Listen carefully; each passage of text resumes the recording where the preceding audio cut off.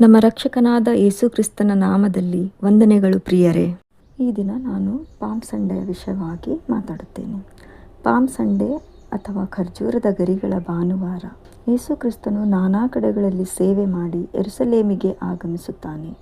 ರಾಜನಂತೆ ಕತ್ತೆ ಮರಿಯ ಮೇಲೆ ಕುಳಿತು ದೇವಾಲಯವನ್ನು ಪ್ರವೇಶಿಸುತ್ತಾನೆ. ಜನರು ಖರ್ಜೂರದ ಗರಿಗಳನ್ನು ಹಿಡಿದು ಹೋಸನ್ನ ಹೋಸನ್ನ ಎಂದು ಹರ್ಷೋದ್ಗಾರ ಮಾಡುತ್ತಾರೆ. ಆತನು ಬರುವ ದಾರಿಯುದ್ದಕ್ಕೂ ಬಟ್ಟೆಗಳನ್ನು ಖರ್ಜೂರದ ಗರಿಗಳನ್ನು ಹಾಸುತ್ತಾರೆ.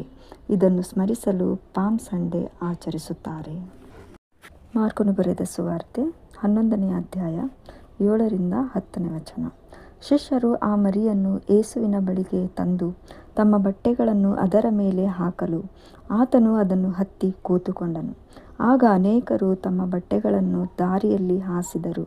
ಬೇರೆ ಕೆಲವರು ತೋಟಗಳಿಂದ ಚಿಗುರುಗಳನ್ನು ಕೊಯ್ದು ತಂದು ಹಾಸಿದರು.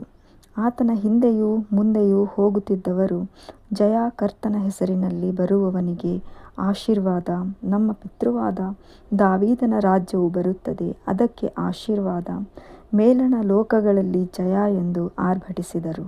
ಎಲ್ಲರಿಗೂ ತಿಳಿದಂತೆ ಕ್ರಿಸ್ತನು ಕತ್ತೆಯ ಮೇಲೆ ಕುಳಿತು ಯೆರೂಸಲೇಮಿಗೆ ಬರುತ್ತಾನೆ. ಇಲ್ಲಿ ನಾವು ಕ್ರಿಸ್ತನು ಕತ್ತೆಯ ಮೇಲೆ ಯಾಕೆ ಕುಳಿತು ಬಂದನು? ಖರ್ಜೂರದ ಗರಿಗಳನ್ನು ಹಿಡಿದು ಜಯಘೋಷ ಯಾಕೆ ಮಾಡಿದರು? ಯೇಸು ಕ್ರಿಸ್ತನು ಅರಸನಂತೆ ಯೆರೂಸಲೇಮನ್ನು ಪ್ರವೇಶ ಮಾಡಿದನು. ಹಾಗಾದರೆ ಕ್ರಿಸ್ತನು ನಿಜವಾಗಲೂ ರಾಜನ ಅಥವಾ ಅರಸನ ಎಂದು ತಿಳಿದುಕೊಳ್ಳೋಣ. 1ನೇ ಅರಸನು 1ನೇ ಅಧ್ಯಾಯ 32ನೇ ವಚನ. ಅನಂತರ ಅರಸನಾದ ದಾವೀದನು ತನ್ನ ಸೇವಕರಿಗೆ, ಯಾಜಕನಾದ ಚಾದೋಕ್, ಪ್ರವಾದಿಯಾದ ನಾತಾನ್, ಯೆಹೋಯಾದಾವನ ಮಗನಾದ ಬೆನಾಯ ಎಂಬುವರನ್ನು ಕರೆಯಿರಿ ಎಂದು ಆಜ್ಞಾಪಿಸಿದನು. ಅವರು ಅರಸನ ಸನ್ನಿಧಿಗೆ ಬರಲು ಅರಸನು ಅವರಿಗೆ, ನೀವು ನನ್ನ ಸೇವಕರನ್ನು ಕರಕೊಂಡು ನನ್ನ ಮಗನಾದ ಸೊಲೊಮೋನನನ್ನು ನನ್ನ ಹೇಸರ ಕತ್ತೆಯ ಮೇಲೆ ಕುಳ್ಳಿರಿಸಿಕೊಂಡು ಗಿಹೋನ್ ಬುಗ್ಗೆಗೆ ಹೋಗಿರಿ ಅಂದನು. ಪ್ರಿಯರೇ, ಇಸ್ರಾಯೇಲ್ ಸಂಪ್ರದಾಯದಂತೆ ಯಾರಾದರೂ ರಾಜನಾಗುತ್ತಿದ್ದರೆ ಅಥವಾ ಅರಸನಾಗುತ್ತಿದ್ದರೆ ಕತ್ತೆಯ ಮೇಲೆ ಕೂತು ದೇವಾಲಯಕ್ಕೆ ಅಥವಾ ನೇಮಿಸಿದ ಸ್ಥಳಕ್ಕೆ ಹೋಗುತ್ತಿದ್ದರು. ಕತ್ತೆಯ ಕಾಲು ನೆಲಕ್ಕೆ ತಾಗಬಾರದೆಂದು ಬಟ್ಟೆಗಳನ್ನು ಚಿಗುರುಗಳನ್ನು ತಂದು ತಮ್ಮ ಹೊಸ ಅರಸನು ಬರುವ ದಾರಿಯುದ್ದಕ್ಕೂ ಹಾಸುತ್ತಿದ್ದರು ಮತ್ತು ಜಯಘೋಷ ಮಾಡುತ್ತಿದ್ದರು. ದೇವಾಲಯಕ್ಕೆ ಬಂದು ರಾಜ್ಯಾಭಿಷೇಕ ಮಾಡುತ್ತಿದ್ದರು. ಇದು ಇಸ್ರಾಯೇಲರಲ್ಲಿರುವ ಪದ್ಧತಿ. ಕ್ರಿಸ್ತನು ಯಾಕೆ ಹೀಗೆ ಮಾಡಿದನು ಅಂದರೆ, ಕ್ರಿಸ್ತನು ಯಾಕೆ ಕತ್ತೆಯ ಮೇಲೆ ಕೂತು ಬಂದನು? ಜಕರ್ಯ 9ನೇ ಅಧ್ಯಾಯ 9ನೇ ವಚನ.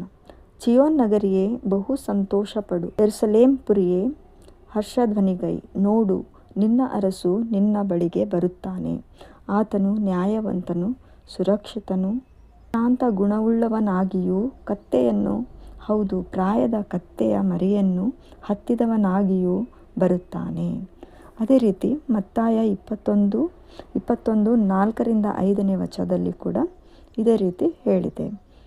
ಒಬ್ಬ ಪ್ರವಾದಿಯ ಮುಖಾಂತರ ಹೇಳಿದ ಮಾತಿದು.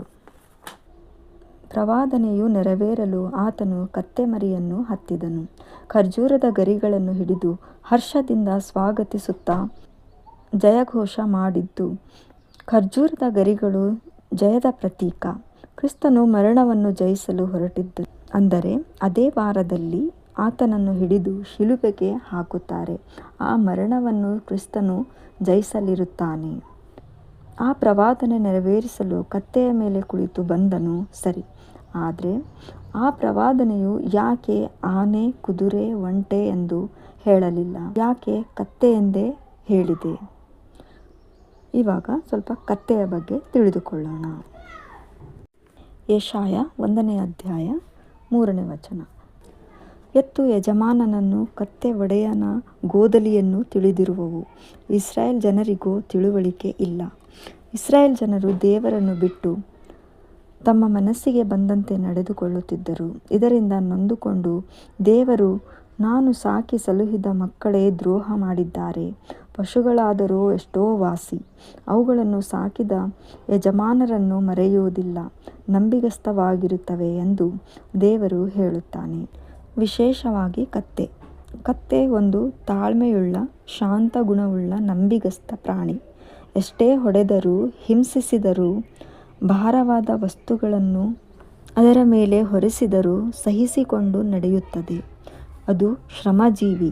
ಅದರಲ್ಲೂ ಕತ್ತೆಮರಿ ನೋಡಲು ತುಂಬ ಸುಂದರವಾಗಿರುತ್ತದೆ. ಆನೆ, ಕುದುರೆ, ಒಂಟೆಗಳನ್ನು ಯುದ್ಧದಲ್ಲಿ ಮತ್ತು ಆಡಂಬರಕ್ಕಾಗಿ ಉಪಯೋಗಿಸುತ್ತಾರೆ. ಆದರೆ ಕತ್ತೆಯನ್ನು ಯಾರೂ ಯುದ್ಧದಲ್ಲಿ ಉಪಯೋಗಿಸಲ್ಲ. ಅದು ಶಾಂತಯುತ ಪ್ರಾಣಿ. ಆದ್ದರಿಂದ ಪರಲೋಕವನ್ನು ಬಿಟ್ಟು ತನ್ನನ್ನು ತಗ್ಗಿಸಿಕೊಂಡು ಲೋಕಕ್ಕೆ ಬಂದು ಪ್ರೀತಿ, ದಯೆ, ದೀನತೆ, ಕ್ಷಮೆ, ಪರಿಶುದ್ಧತೆ, ಶಾಂತಿ, ತಾಳ್ಮೆ ತೋರಿಸಿದ ಕ್ರಿಸ್ತನು ಕತ್ತೆಯ ಮೇಲೆ ಕುಳಿತನು. ವಿಮೋಚನಕಾಂಡ 13ನೇ ಅಧ್ಯಾಯ 13ನೇ ವಚನ. ಕತ್ತೆಯ ಚೊಚ್ಚಲು ಮರಿಗೆ ಬದಲಾಗಿ ಕುರಿಮರಿಯನ್ನು ಕೊಟ್ಟು ಆ ಕತ್ತೆ ಮರಿಯನ್ನು ಬಿಡಿಸಿಕೊಳ್ಳಬಹುದು. ಹಾಗೆ ಬಿಡಿಸಲೊಲ್ಲದೆ ಹೋದ ಅದರ ಕುತ್ತಿಗೆ ಮುರಿದು ಕೊಲ್ಲಬೇಕು.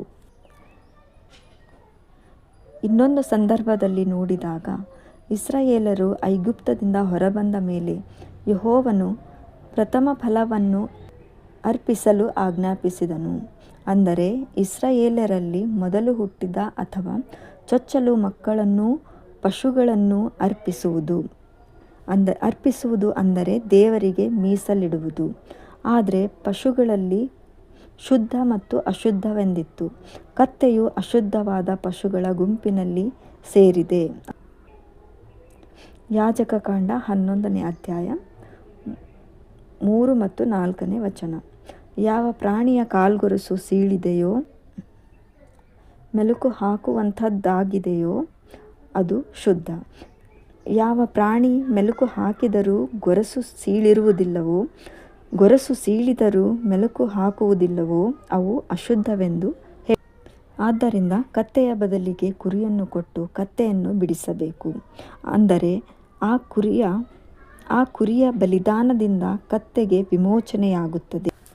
ಒಂದು ವೇಳೆ ಕತ್ತೆಯನ್ನು ಬಿಡಿಸಲು ಆಗದಿದ್ದರೆ, ಕತ್ತೆಯ ಬದಲಿಗೆ ಕೊಡಲು ಕುರಿ ಇಲ್ಲದಿದ್ದರೆ ಆ ಕತ್ತೆಯ ಕುತ್ತಿಗೆ ಮುರಿದು ಸಾಯಿಸಬೇಕು. ಎಂಥ ಘೋರವಾದದ್ದು ಪ್ರಿಯರೇ! ಪಾಪದಲ್ಲಿ ಬಿದ್ದು ಅಶುದ್ಧರಾದ ನಾವು ಕತ್ತೆಯ ಸ್ಥಾನದಲ್ಲಿದ್ದೇವೆ.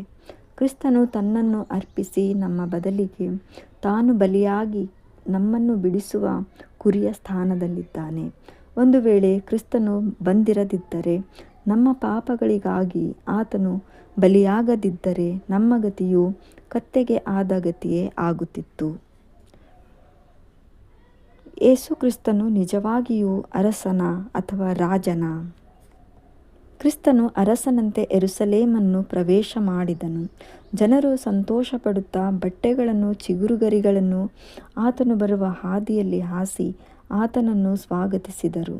ಆ ಕಾಲದಲ್ಲಿ ಒಬ್ಬ ರಾಜನಿಗೆ ಕೊಡಬೇಕಾದ ಗೌರವ ಕೊಟ್ಟು ಆತನಿಗೆ ಜಯಘೋಷ ಮಾಡುತ್ತಿದ್ದರು. ಆಗ ಅಲ್ಲಿರುವ ಫರಿಸಾಯರು ಮತ್ತು ಶಾಸ್ತ್ರಿಗಳು ಆತನಿಗೆ, ಜನರಿಗೆ ಸುಮ್ಮನಿರಲು ಹೇಳು ಅಂದರು. ಯಾಕಂದರೆ ಆಗ ಇಸ್ರಾಯೇಲ್ ರೋಮನ್ನರ ಅಧೀನದಲ್ಲಿತ್ತು. ಈ ಜನಸಮೂಹವು ಹೀಗೆ ಘೋಷಿಸುವುದನ್ನು ರೋಮನ್ನರಿಗೆ ಗೊತ್ತಾದರೆ, ಇವರು ತಮಗಾಗಿ ರಾಜನನ್ನು ನೇಮಿಸಿಕೊಳ್ಳುತ್ತಿದ್ದಾರೆಂದು ತಿಳಿದು ಇಸ್ರಾಯೇಲನ್ನು ನಾಶ ಮಾಡಬಹುದು ಅಥವಾ ಇಸ್ರಾಯೇಲಿಗೆ ಅಪಾಯ ಮಾಡಬಹುದೆಂದು ಹಾಗೆ. ಇಲ್ಲಿ ಜನರು ಕೂಡ ಕ್ರಿಸ್ತನನ್ನು ರಾಜನಂತೆ ಭಾವಿಸುತ್ತಿದ್ದಾರೆ. ಕೆಲವರು ಈತನು ರಾಜನಾದರೆ ಎಂದು ಯೋಚಿಸಿಯೇ ಭಯಪಟ್ಟರು. ಆದರೆ ಯೋಹಾನ 18ನೇ ಅಧ್ಯಾಯ 36ನೇ ವಚನದಂತೆ ಕ್ರಿಸ್ತನು ನನ್ನ ರಾಜ್ಯ ಈ ಲೋಕದ್ದಲ್ಲವೆಂದು ಹೇಳಿದ್ದಾನೆ. ಅಂದರೆ ಆತನು ಭೌತಿಕವಾಗಿ ಅಲ್ಲ, ಆತನು ಆತ್ಮೀಕವಾಗಿ ರಾಜ. ಆತ್ಮೀಕ ಮತ್ತು ಭೌತಿಕ ರಾಜನಲ್ಲಿರುವ ವ್ಯತ್ಯಾಸ. ಭೌತಿಕ ರಾಜ ಅಹಂಕಾರಿ, ದುರಾಶೆಯುಳ್ಳವನು, ಸ್ವಾರ್ಥಿ, ಅನ್ಯಾಯಗಾರ, ಕ್ರೂರಿ ಆಗಿರುತ್ತಾನೆ.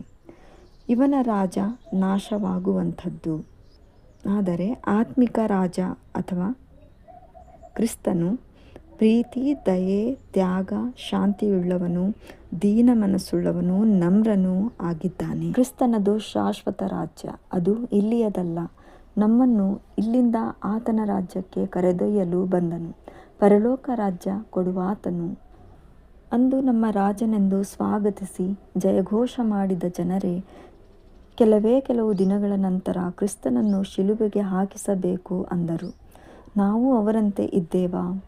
ಪಾಮ್ ಸಂಡೆಯಂದು ಹೋಸನ್ನ ಹೋಸನ್ನ ಎಂದು ಆತನನ್ನು ಮಹಿಮೆಪಡಿಸಿ ಮನೆಗೆ ಹೋದ ಮೇಲೆ ಮತ್ತೆ ಅದೇ ಹಿಂದಿನ ನಡತೆ ಇರುತ್ತಾ? ರಾಜನಾಗಲಿ ಸರ್ಕಾರವಾಗಲಿ ಇವತ್ತು ಇದ್ದು ನಾಳೆ ಹೋಗುತ್ತದೆ, ಆದರೆ ನಮ್ಮ ರಾಜನು ಸದಾ ಇರುವಾತನು. ಒಬ್ಬ ರಾಜನಿಗೆ ಅಥವಾ ಸರ್ಕಾರಕ್ಕೆ ಇಷ್ಟೊಂದು ಭಯ ಮತ್ತು ಗೌರವ ತೋರಿಸುವ ನಾವು ನಮ್ಮ ಆತ್ಮಿಕ ರಾಜನಿಗೆ ಎಷ್ಟು ಭಯ ಭಕ್ತಿ ಗೌರವ ತೋರಿಸಬೇಕು ಅಲ್ವಾ ಪ್ರಿಯರೇ?